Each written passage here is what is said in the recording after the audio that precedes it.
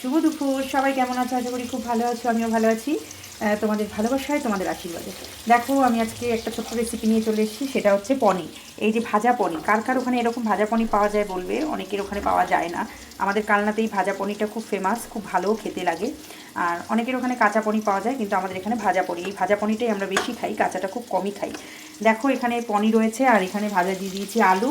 একটু সাদা জিরে তেলের মধ্যে, সর্ষের তেলের মধ্যে ফোড়ন দিয়ে তারপরে আলুটাকে ডুমডুম করে আলুর দমের মতন কেটে অনেকক্ষণ ধরেই ভাজা দিয়েছি। সিমটা কমানো রয়েছে, আস্তে আস্তে ভাজাও হবে, আলুটাও সেদ্ধ হবে। আর এখানে মশলার জন্য আমি রেডি করছি সাদা তিল, সাদা মানে পোস্ত, সাদা তিল আর পোস্ত দিয়ে রেখেছি। এর মধ্যে দেবো ধনের গুঁড়ো, দিয়ে দেবো একটু ধনের গুঁড়ো, দেখতে পাচ্ছ সবই অল্প দেবো, কারণ বেশি গাঢ় হয়ে যাবে না হলে।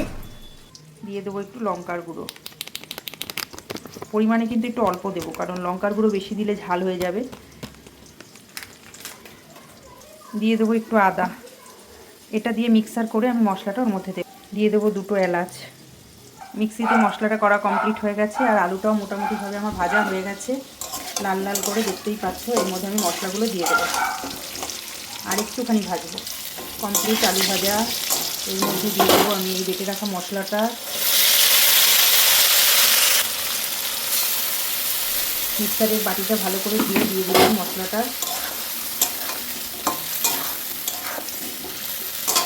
দিয়ে দেবো একটু হলুদ পরিমাণ মতন। দিয়ে দেবো একটু চিনি, এই চিনি পরিমাণ মতন দিয়ে দিলাম। রঙটাও ভালো আসবে কষানোতে দিয়ে দিলে, আর পাঞ্চে ভাবটাও পেটে যাবে ভালো করে।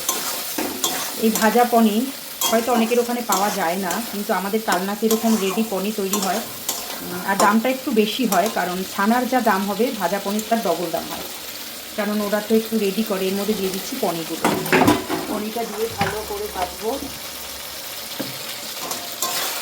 একটু কষাবো পনিরটা দিয়ে, তাহলে পনিরটা একটু নরমও হয়ে যাবে।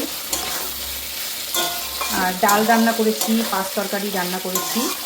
আজকে এই পর্যন্তই রান্না করব, বেশি কিছু করব না, কারণ আজকে একটু কলকাতা যাব বিকেলে, তাই আমি আমার হাজবেন্ড দুজনে মিলেই যাব।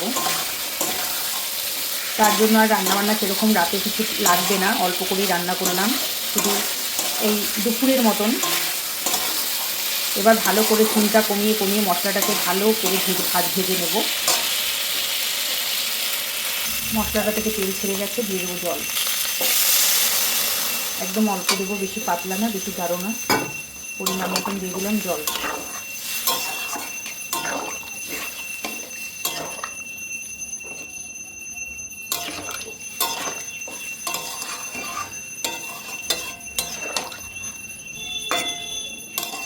রেডি হয়ে গেল আমার পনির রেসিপি। এবার ঝোলটা ফুটে উঠলে, গরম মশলা তো আগেই দেওয়া আছে, দিয়ে দেবো একটু ঘি, কমপ্লিট হয়ে যাবে। আজকে এই পর্যন্ত, অবশ্যই নেক্সট ভিডিওতে আবার দেখা হবে। ততক্ষণের জন্য আমার ভিডিওর উপরে চোখ রাখো, আর প্রত্যেকটা ফেসবুক মেম্বার্সকে বলবো একে অপরের পাশে থাকার চেষ্টা করো, তাহলে দেখবে সবসময় সবাইকে পাশে পাবে।